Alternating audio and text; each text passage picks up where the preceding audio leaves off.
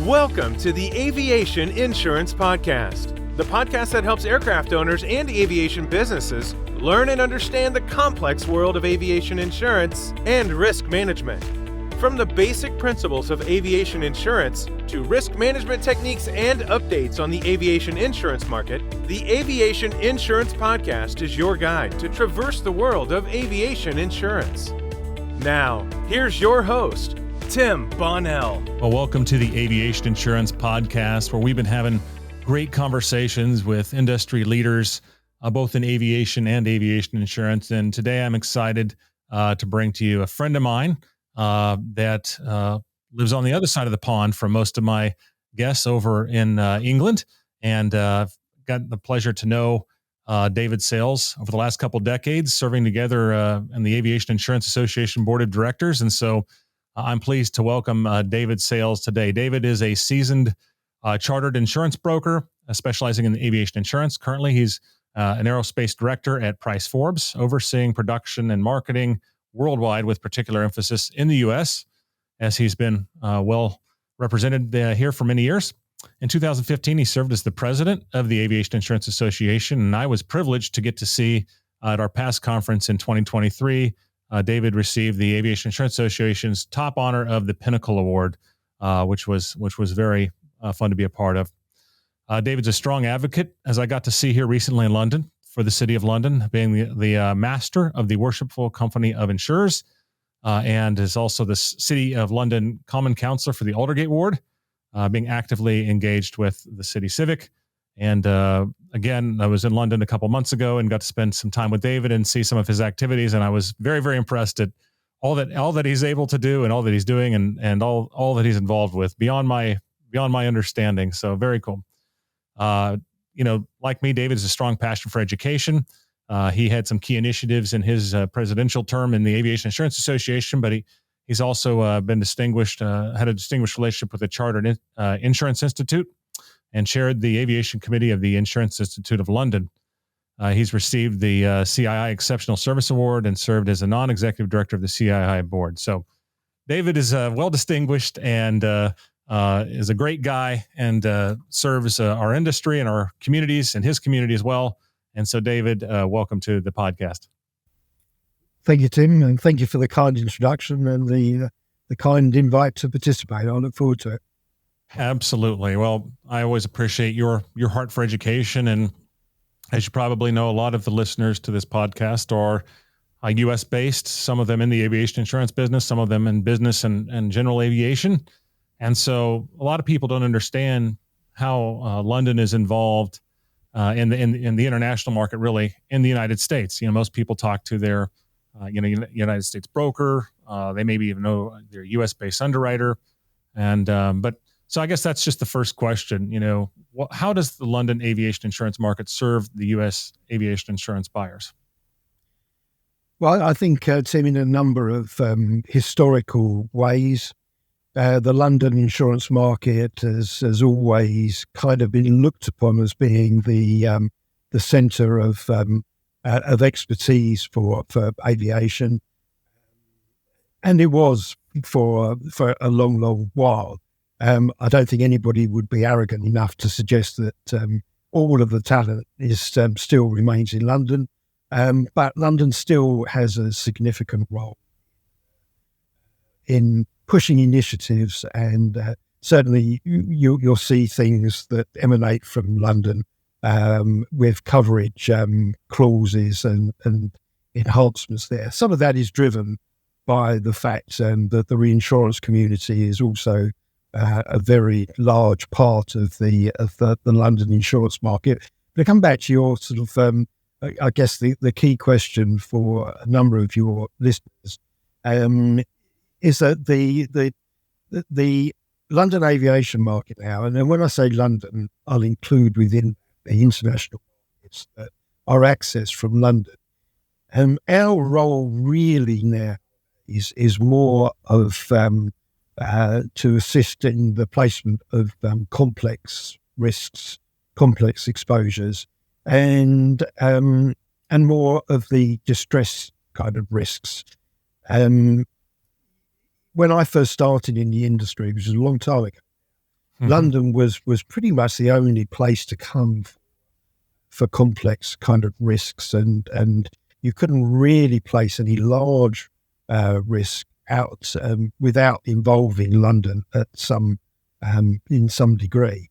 But over the years, the domestic markets in not just the US but in the continent as well have progressed to a situation where a lot of the domestic kind of risks are still retained within those markets, but there's still a need for the larger, more complex risks to be placed in a globe.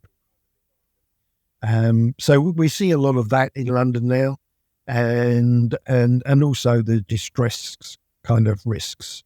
London always used to be the place to go for the quirky kind of exposures. If you couldn't place them in your local sort of markets, then there normally would be somebody within the London market be able to assist. It would be cheap because the market would charge for these quirky risks, but it was a matter of providing that capacity to the worldwide markets. And the other key element, which I touched upon briefly earlier, is the reinsurance aspect of the London market. There are two separate markets, but there is a crossover between them, and certainly in a lot of the intellectual capacity, there's quite an obvious connection between the two elements. But and I know that reinsurance is a bit of a mystery to a lot of people your side of the pond. But what the reinsurance capacity, which is provided not just by the international markets as well, that underpins the ability for your domestic insurers to be able to write aviation's business. I mean, put very, very simply, and apologies if it is in simple language, but with the kind of limits that you see and exposure you see in the aviation, in the field of aviation, no one insurer would be able to write or have the capacity to be able to, the financial ability to be able to write some of the large risks without having some kind of reinsurance protection. So whether that's a quota share protection or excessive loss side, and that's where the London and international markets really do play a major kind of role in supporting the US kind of domestic markets, and by extension the buyers of the aviation insurance. And London still is an alternative to the domestic markets on a lot of business. You can provide additional capacity, plus also it can compete head on with some of the US markets for a whole range of kind of risks. The London market isn't somewhere to come for the domestic general aviation risks, nor is it really for the corporate type of industrial A type of aircraft. As far as London's concerned, that's something really which is more designed for the US domestic markets, and you're going to get a much more competitive deal from the domestic markets than what you'd ever get. But we are starting to see more kind of rotor wing risks that are coming into London. There's still only a really small capacity in London, but we are sort of seeing some of that rotor wing business coming to London. Products liability, we're seeing quite a lot of products liability that's coming into London, and your domestic markets, they do have the ability to. I mean, there's an overcapacity for most of the more attractive risks on the products liability side. So London is tending to compete head on sometimes with the US domestic markets. But, one of the things that I've been involved in for a number of years, as you know, is the Aircraft Builders Council, the ABC program, which is a program really for US component part manufacturers essentially from the US, but from worldwide. And when you look at how the ABC it actually gives you a good idea of how the relationship between London and the US markets is. The ABC program has been going for coming up for about 70 years, going back to the 50s.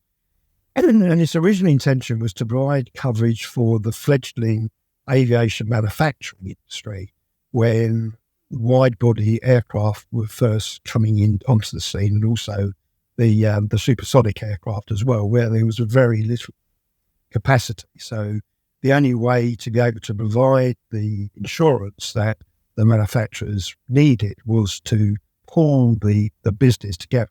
So that was the original purpose of the ABC. But nowadays, the ABC program is really more of a London alternative to the US domestic markets. But the format of the ABC, I can see being used as we start getting into some of the new technology, which is now on the horizon for some of the exposures which are not quite so easily sort of placed these days and are outside of some people's.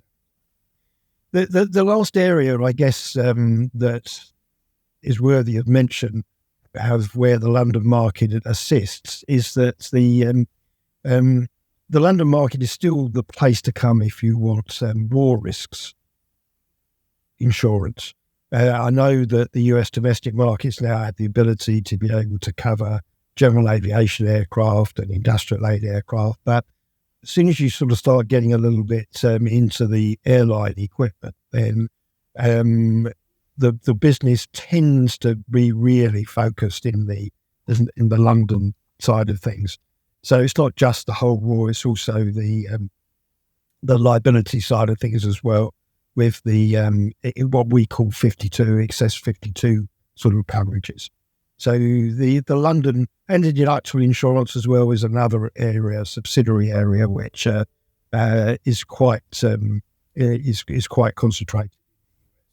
So sorry, Tim, it's a long answer to your question. But, no, it's good. And I mean, I think as I listen to you, I can kind of recap, aviation insurance started in London. I think we trace it back to 1911. Insurers at Lloyd's offered some of the first policies, and then the first product was a group of, underwriters, carriers, basically providing, coming together to form that White Cross syndicate in 1919, which was about 10 years in advance of our first U.S. insurers. And the concept has always been, bringing multiple people together to pool money or, to share that exposure given the larger potential exposure in aviation. And that still continues today. And really, I think a good point you made was, the term the London market almost is the same thing as an international aviation insurance market. And obviously it serves a lot of purposes.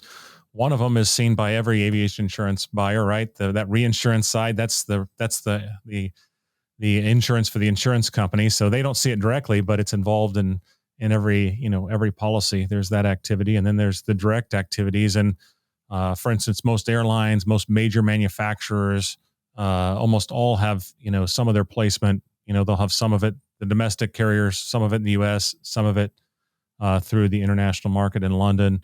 It just kind of depends, but it's that's the resource you've always been able to be a resource to U.S. brokers and international brokers for bringing all those various forms of London cover to help complete placements. So without the London market, we got some real capacity challenges, and we have some real challenges in meeting the needs of all the aviation buyers, especially the larger product manufacturers and airlines, but certainly it would have an impact on everybody.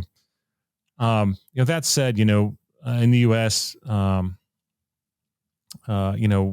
we have brokers, we have underwriters, but it works a little bit differently in terms of how it operates. Can you, based on what you do know, how do the London aviation insurance market, how does that operate differently than the U.S. aviation insurance market? Well, I guess, Tim, the big difference from what I can see really is that the London insurance market is a true market. And we've had a blip over the last couple of years because of the pandemic issue. But Lloyd's of London has always kind of been the focal point, and it's the last remaining financial market, certainly in the City of London, where business can still be transacted on a face-to-face basis. And it's the insurance market in London is still very relationship kind of driven. And the one of the advantages, or it used to be an advantage. I mean, it's had a few stresses because of the changing working practices brought on by the pandemic. But was that you as a broker, you should be able to get a fairly quick response for your clients. If somebody came to me in the morning and said, we've got an aircraft that we need insurance for, then in the past I had the ability to be able to go and to see an underwriter in Lloyd's or in one of the company markets, which operate in a similar kind of way, where they have an underwriting floor where they would welcome brokers to come and discuss the particular insurance placement. And generally speaking, as a broker, you would hope to get quite an immediate kind of response from the underwriter. It might be, no, sorry, this is not one for me, but that's fine, because you know where you stand and you can move on to another potential sort of underwriter. But it also gives you the ability really to be able to kind of sense what kind of appetite there is for a particular exposure for an insurance program, and also to get a feel for where the premium's going to be, who's going to be the most appropriate leader for that kind of class of business. So that really has been the historical way the London market has operated. And I mean, you've been over to London, Tim. I don't know whether you've had the opportunity to look around Lloyd's and see. The London market itself is one of the great things that I love about it. It is the camaraderie that exists within the market from all the participants. I mean, my wife Karen thinks that I spend all day socialising with all my friends, but she's right to a degree. But my friends certainly include all the people I work with. It includes people I do business with, but strangely and bizarrely, it also includes people that I compete against. And it's sometimes you have visitors from other areas, and they find it extraordinary that after a day's work, we're having a drink in a pub, one of the London pubs, with some of our competitors, and we're all being very, very friendly. So I think it's one of the advantages London has, is the fact that we're all in kind of the same sort of place. And I think if we were to lose that ability to be able to transact business on a face-to-face basis, and also through the relationship-driven aspect, then we become a similar kind of market to the other global insurance markets. Mm-hmm. Yeah, certainly unique. What are some of the key challenges facing the London, or I guess really international aviation insurance market today? I don't think there's anything unique that affects the London or international markets that doesn't affect your US domestic sort of markets. I think certainly in most of the areas, historically, there's been a surplus of capacity, which has had the effect of putting a downward pressure on the premiums and rates that the insurers have been able to charge. So that has really kind of depressed or made the ability to make meaningful returns on some aviation book of business pretty tough in some years, especially if there's been a high degree of losses. And I think one of the major challenges is that there are very few insurers now who are specialist aviation insurers. mean, in the London market, I can only think of probably 2 or 3 who are you would consider to be specialist aviation insurers. A few years ago, there was many specialists. A lot of Lloyd's syndicates had specialist aviation syndicates, but now most aviation insurers are part of a composite insurer. And what that means is, and we do see it from time to time, is that the carrier has the ability to move their capacity from a class which they considered not to be profitable to one that maybe is more.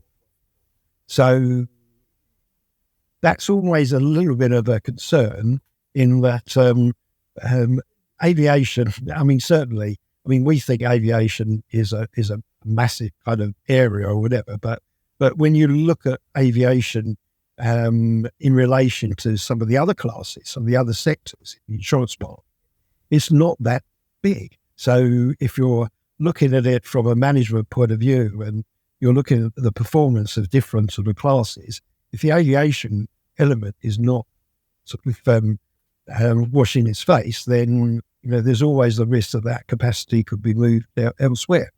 But on a broader scope, I guess the challenges really is the new technology which we're looking at, that the insurance buyers are looking to have covered. The space side of the space tourism side of things, plus also the electric aircraft and that is obviously a challenge for insurers as well, to find a way of providing coverage for those particular new technology aspects. Yeah, and that was kind of my follow-up question, and maybe this is the answer, but what are some of the new opportunities or exciting new things in the international aviation insurance market? There's always exciting new things. That's one of the great things about it being involved in the aviation industry, albeit on the insurance side, is that there's always something new and innovative coming out from left field, which needs some insurance. And it's and one of the areas of my job which I enjoy the most is looking at these new risks and trying to find innovative ways of providing coverage for those particular things.